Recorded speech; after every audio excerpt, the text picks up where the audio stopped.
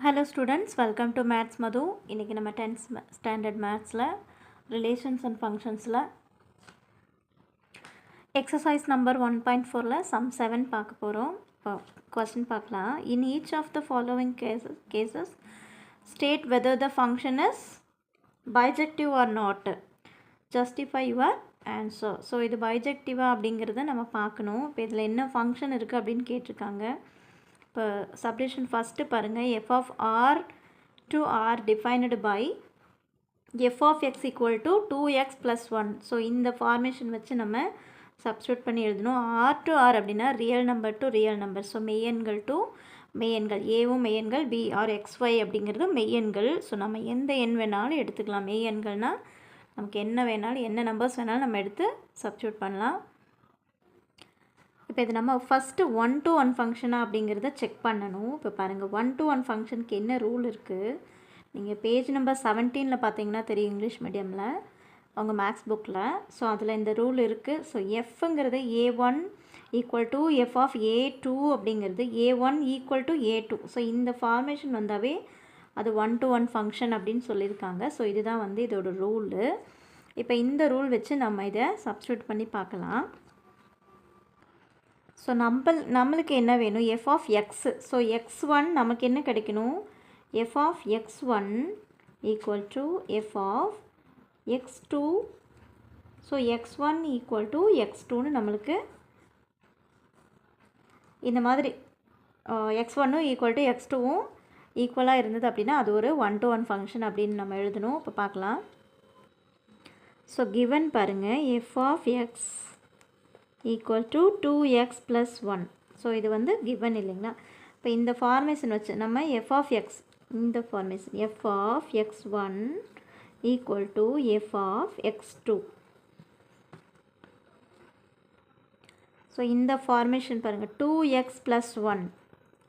So நம்ம f of இந்த x1க்கு பொதுவாக நம்ம என்ன பண்ணணும், 2x1 + 1 equal to 2x2. So இது பாருங்கள், x2 2x2 ப்ளஸ் இந்த 1. ஸோ இது பாருங்கள், இப்போ இந்த +1 லெஃப்ட் சைடு வரும்போது நம்மளுக்கு என்ன ஆகும், மைனஸ் ஆகும். ஸோ மைனஸும் +1 -1 நமக்கு கேன்சல் ஆயிரும். இப்போ 2x1 ஈக்குவல் டு 2x2ன்னு இருக்குது. இப்போ பாருங்கள், இந்த 2 வந்து நமக்கு ரைட் சைடு போகும்போது மல்டிப்பிள் இருக்குது. இப்போ டிவைட் ஆயிரும் இல்லைங்களா, இங்கே வரும்போது 2/2. ஸோ கேன்சல் ஆயிரும். ஸோ இந்த 2வும் கேன்சல் ஆயிரும். ஸோ இப்போ x1 ஈக்குவல் டு x2 தான் நம்மளுக்கு இருக்குது. ஸோ இந்த ஃபார்மேஷன் நமக்கு இங்கே வந்துருச்சு. ஸோ இது ஒரு 1-to-1 ஃபங்க்ஷன். ஸோ அப்போ நம்ம எழுதிடணும், therefore it is 1-to-1 function. So இப்போ பைஜெக்டிவ் அப்படிங்கிறது, பைஜெக்டிவான்னு நம்ம எப்படி பார்க்கணுன்னா, இப்போ 1-to-1 ஃபங்க்ஷனும் ஆன்-to-1 ஃபங்க்ஷன், இது 2 ஃபங்க்ஷனும் சேர்ந்து இருந்தால் தான் நம்ம பைஜெக்டிவ் அப்படின்னு சொல்லணும். இப்போ 1-to-1 நம்ம கண்டுபிடிச்சாச்சு. இப்போ ஆன்-to ஃபங்க்ஷனா அப்படிங்கிறத நம்ம பார்க்கணும். இப்போ செக் பண்ணணும். இப்போ ஆன்-to-1 எப்படி பார்க்கணும், இப்போ real number to real number. So real நம்பருங்கிறது ஆல்ரெடி சொன்ன மாதிரி எந்த நம்பர் வேணாலும் நம்ம எடுத்துக்கலாம். ஸோ இந்த நமக்கு f of x equal to 2x + 1. So இந்த ஃபார்மேஷன் வச்சு நம்ம சப்ஸ்டியூட் பண்ணலாம் ஆன்-to ஃபங்க்ஷன் பார்க்குறதுக்கு. இப்போ ஏதோ ஒரு நம்பர் எஃப் ஆஃப் எக்ஸுங்கிற இடத்துல நம்ம எந்த நம்பர் வேணாலும் நம்மளாம் எடுத்து நம்ம அதை வந்துட்டு பார்க்கலாம். அதை வச்சு நம்ம சப்ஸ்டியூட் பண்ணி எழுதலாம். இப்போ எக்ஸாம்பிளுக்கு ஒரு 5 நம்பர்ஸ் எடுத்துக்கலாம். இப்போ நான் -2 -1 0 1 2 அப்படின்னு இந்த ஒரு 5 நம்பர் எக்ஸாம்பிளுக்கு எடுத்துக்கலாம். எடுத்து நம்ம செக் பண்ணலாம் இது வந்து ஆன்-to ஃபங்க்ஷன் அப்படின்னு சொல்லிட்டு. இப்போ பாருங்கள், -2 இருக்குது இல்லைங்க, இந்த -2 ஃபஸ்ட்டு எஃப் ஆஃப் எக்ஸுக்கு பொதுவாக நம்ம என்ன எழுதணும், எஃப் ஆஃப் -2ன்னு எடுக்கிறேன். இப்போ -2 அப்படின்னு எடுத்தோன்னா இந்த ஃபார்மேஷன் பாருங்கள், 2 எக்ஸுக்கு பொதுவாக -2. ஸோ எக்ஸோட வேல்யூ -2ன்னு நம்ம எடுத்திருக்கோம். இப்போ எக்ஸுக்கு பொதுவாக -2 இந்த +1. ஸோ இதை சப்ஸ்டியூட் பண்ணால் பாருங்கள், 2 2s are 4. ஸோ மைனஸ் இருக்குது, -4. So -4 plus -4. ஸோ மைனஸ் வரும்போது நம்ம மைனஸ் பண்ணணும். So 4 - 1 is 3. ஸோ -3, பெரிய நம்பருக்கு மைனஸ் இருக்குது. ஸோ -3 ஸோ நெக்ஸ்ட்டு பாருங்கள். ஸோ எஃப் ஆஃப் -1 அப்படின்னு நம்ம எடுக்கிறோம். இப்போது எஃப் ஆஃப் -1. ஸோ -1 எடுக்கும்போது 2 மைனஸ் இந்த 1 பாருங்கள், எக்ஸுக்கு பொதுவாக -1 ப்ளஸ் இந்த 1. ஸோ இது 2 into 1, 2 1s are 2. So -2, 2 minus 1, 1. So -1. அடுத்து பாருங்கள் 0 எடுக்கலாம். இப்போ 0 எஃப் ஆஃப் 0 அப்படின்னு எடுத்தோன்னா 2, இங்கே எக்ஸ் இருக்கிற இடத்துல இந்த 0 ப்ளஸ் 1. ஸோ 2 0 0. ஸோ ப்ளஸ் 1 1 தான் வரும் நமக்கு. ஸோ எஃப் ஆஃப் 1 அப்படின்னு இதை எடுக்கிறோம். F of 1. So 2 f of 1 plus இந்த 1 இங்கே இருக்குது பாருங்கள் 1. So 2 1s are 2, 2 plus 1 is 3. So f of 2 அப்படின்னு எடுத்தோம்னா 2 2 plus 1. So 2 2s are 4, 4 plus 1 is 5. So minus இல்லை இல்லைங்களா, ப்ளஸில் இருக்குது. So 4 plus 1 is 5. ஸோ இதுதான் நம்மளுக்கு வந்து எஃப் ஆஃப் எக்ஸோட வேல்யூ. இப்போ நம்ம இது ஆன்டு ஃபங்க்ஷனான்னு பார்க்கணும். ஸோ டயக்ராம் போட்டு பார்த்துடலாம். இப்போ டயக்ராம் வரைஞ்சாச்சு. இப்போ R real to real number இல்லைங்களா. ஸோ இது என்ன ஃபங்க்ஷன் ஆகுதுன்னு பார்ப்போம். இப்போ எக்ஸ் என்ன எடுத்திருக்கேன்னா -2 -1 0 1 2. So -2 -1 0 1 2. So f of x அப்படிங்கிறது ஒய் அப்படிங்கிறது என்ன -3 -1 1 3 5. ஸோ இப்போ பாருங்கள் எக்ஸ் -2 ஒய் வந்து -3. ஸோ இது எல்லாமே ஃபங்க்ஷன் ஆகும். பாருங்கள்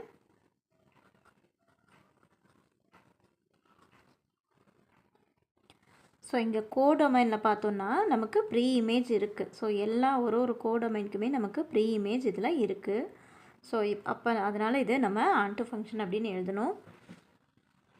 எழுதிடலாம். ஸோ எப்படி எழுதுனா, every element in the codomain. So கோடொமைனில் இருக்கிற எல்லா எலிமெண்ட்டுக்குமே codomain has a pre-image. So முன் ஒரு ப்ரீ-இமேஜ் இருக்குது இல்லைங்களா. எல்லாத்துக்குமே வந்து நமக்கு ஒரு முன்னுரு இருக்குது, pre-image in the domain. So it is a onto function.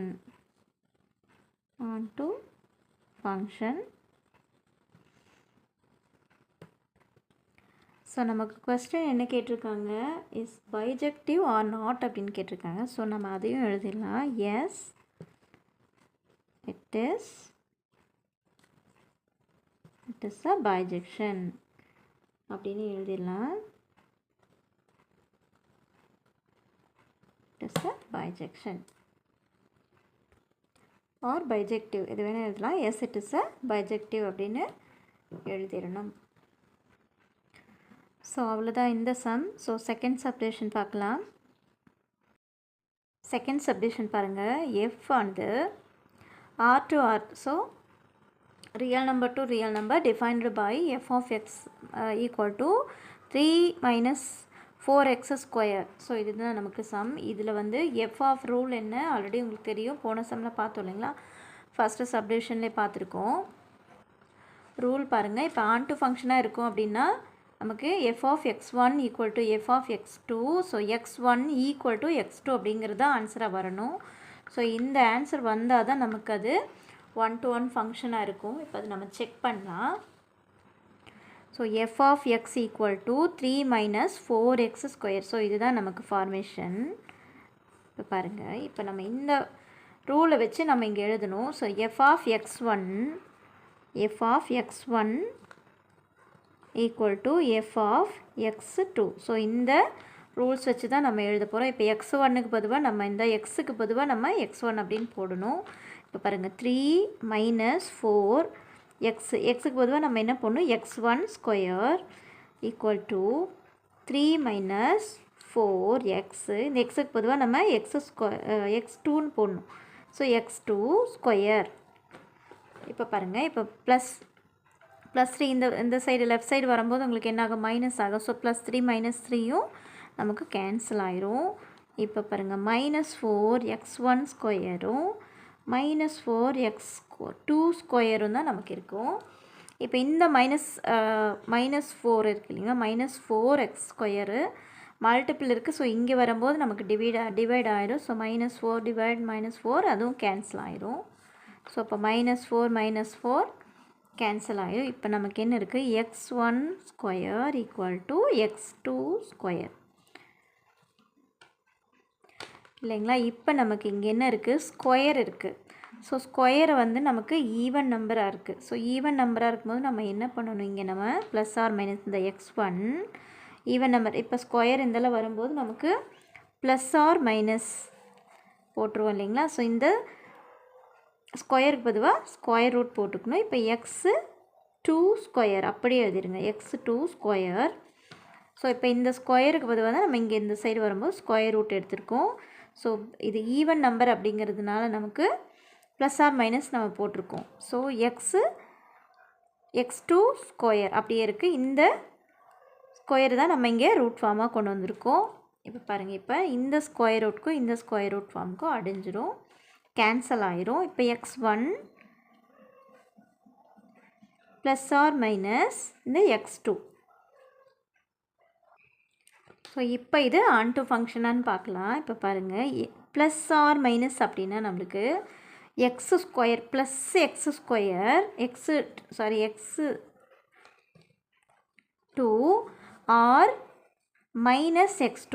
So இந்த ரெண்டுமே வரும் இல்லைங்களா, ப்ளஸ் ஆர் மைனஸுங்கும் போது plus x2 or minus x2 இந்த ரெண்டுமே நம்மளுக்கு ஆன்சர் ஆகும். ஸோ இப்போ பாருங்கள், x1 ஈக்குவல் டு x2 மட்டும்தான் நமக்கு வரணும். ஸோ இப்போ இங்கே என்ன வந்திருக்கு, plus x2 or minus x2 அப்படின்னு இருக்குது. ஸோ இது வந்து நாட் ஆன் டு ஃபங்க்ஷன், இது ஒரு 1-to-1 ஃபங்க்ஷன் இல்லை அப்படின்னு நமக்கு கன்ஃபார்ம் ஆயிடுச்சு. இப்போ பாருங்கள், நம்ம ரூலில் x1 ஈக்குவல் டு x2 தானே வரணும். நம்மளுக்கு என்ன இருக்குது, x1 equal to plus x2 or minus x2ன்னு இருக்குது. ஸோ இது வந்து not 1-to-1 function. So therefore it is not 1-to-1 function. 1-to-1 function. இப்போ நம்ம என்ன செக் பண்ணணும், பைஜெக்டிவா அப்படிங்கிறத நம்ம பார்க்கணும்.